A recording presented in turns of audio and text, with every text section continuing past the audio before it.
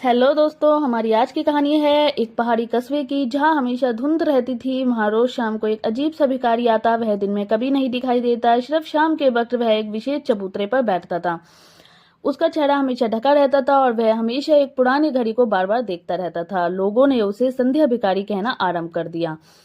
पर एक दिन एक लड़की, जो वहां की स्थानीय लड़की थी, सीता, उसने पूछ लिया, आप हमेशा इस घड़ी को क्यों देखते रहते हैं? भिखारी ने पहली बार सिर उठाया और बड़े ही धीमे स्वर में बोला, ये घड़ी बंद नहीं है, यह एक दरवाजा है। सीता चौंक गई और वह हंसने लगी। अगले ही दिन वह फिर आई और उसने उस घड़ी को छू लिया।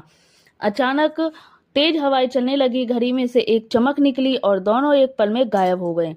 दरअसल वो समय चक्र था और वे दोनों 100 साल पहले के समय में पहुंच गए।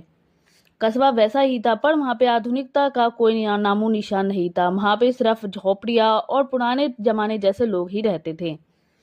सीता हैरान रह गई और भिखारी अब एक बुजुर्ग व्यक्ति नहीं बल्कि एक नौजवान योद्धा जैसा दिखने लगा। उसने सीता को बताया कि वह एक समय रक्षक है, जो समय की लय में गड़बड़ी होने पर हस्तक्षेप करता है। उसने कहा, इस जगह को इतिहास में मिटा दिया गया है और हमें इसे रोकना होगा। सीता और भिखारी उस समय की दुनिया में रहने वाले लोगों को एक भयंकर प्राकृतिक आपदा से बचाते हैं, एक प्राचीन ज्वालामुखी जिसमें से बहुत ही धुआं निकल रहा था और जो कभी भी फटने के कगार पर ही था। सीता और समय रक्षक ने बड़ी कठिनाइयों का सामना करके गांव के लोगों को सुरक्षित स्थान पर पहुंचा दिया।